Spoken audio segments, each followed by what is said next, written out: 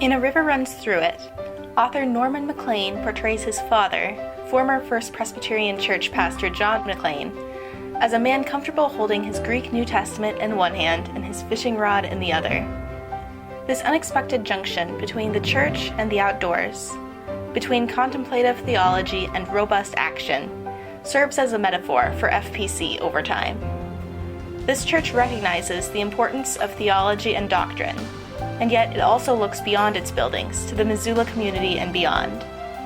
It is an ever-changing body located in an ever-changing city.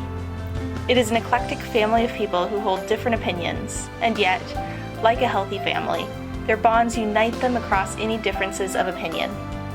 Ultimately, it is a church that is still evolving, but that is clearly rooted in Christ as its cornerstone.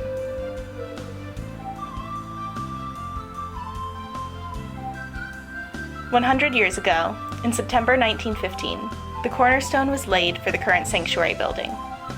This was the third building that was built for the church. In 1884, the first church building was built, which could hold 50 people.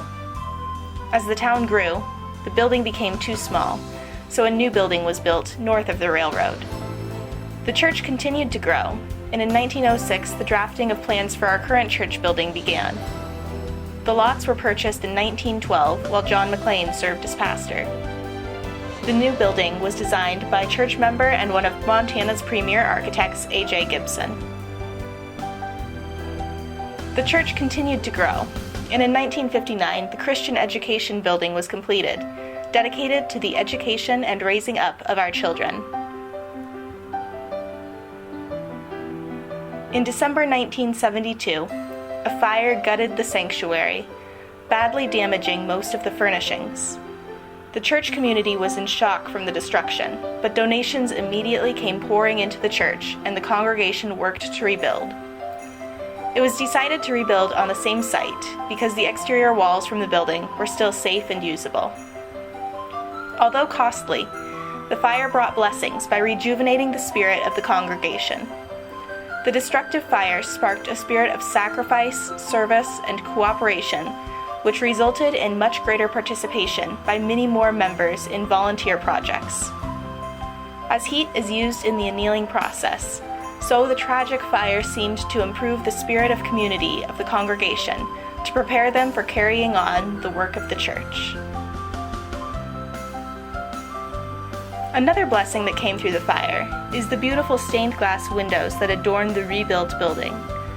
Most of the previous windows were destroyed in the fire, but when the sanctuary was rebuilt, remaining pieces of the stained glass were used to repair the windows in the balcony area. Meanwhile, new stained glass windows were ordered and installed in the main sanctuary, the Life of Christ window and the Law and the Prophets window. These serve as a teaching tool, provide a more beautiful atmosphere for worship, and are evangelistic in their challenge and call. In 2002, to meet the needs of a growing congregation, the third building on the block was constructed. It houses a fellowship hall, kitchen, and offices. The church's growth can be seen in this story about its buildings. But as encouraging as this story is, the real beauty of FPC comes from the stories of those who fill these buildings.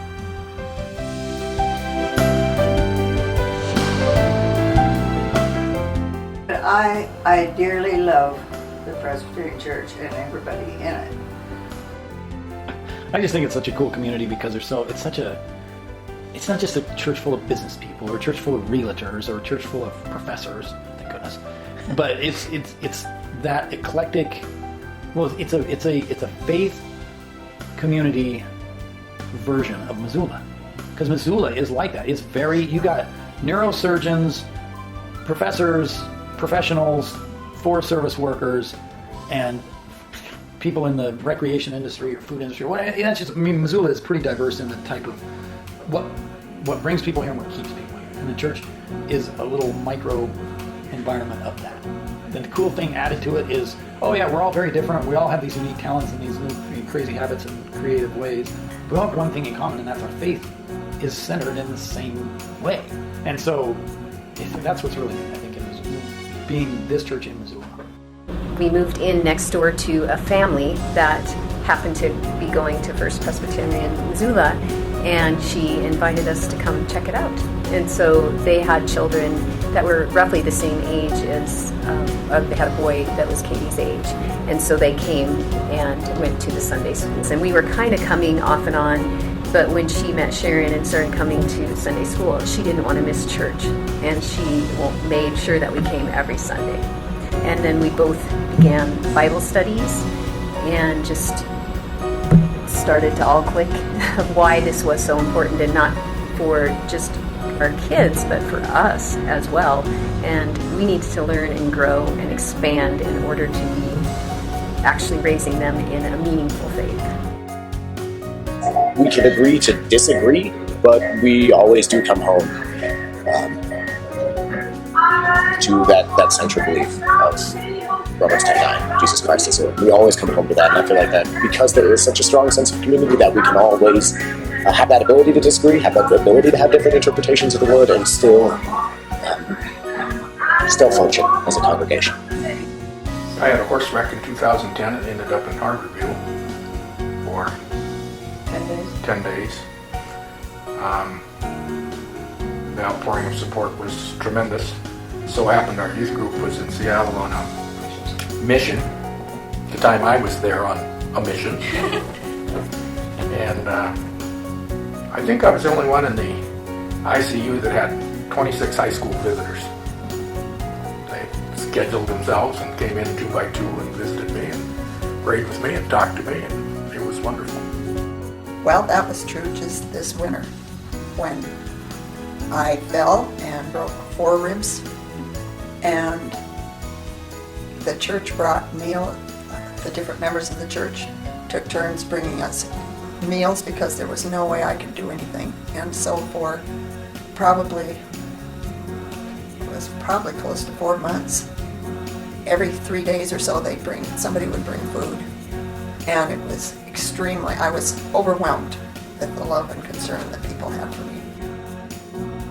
I'm amazed at how much mission work they're doing now. The mission trips that they've had, there's so much more mission done now. Yeah, that's been done more in recent years. We've participated more in the community. And I think this is because of the current pastor, Dan, who made it an effort to be part of the community and to contribute the church's services, which I think is a good thing. That it continues to grow, that they are on the right path,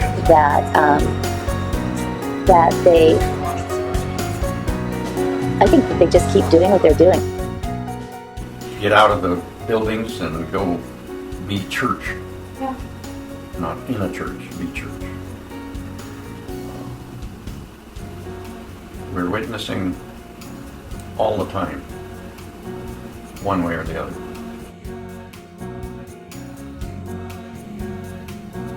As reflected by these different interests and ministry focuses, FPC is an eclectic body, and members are not always in absolute agreement. However, members remember that we are united with Christ as our cornerstone, and when we remain rooted in Him, we as the church body are at our strongest.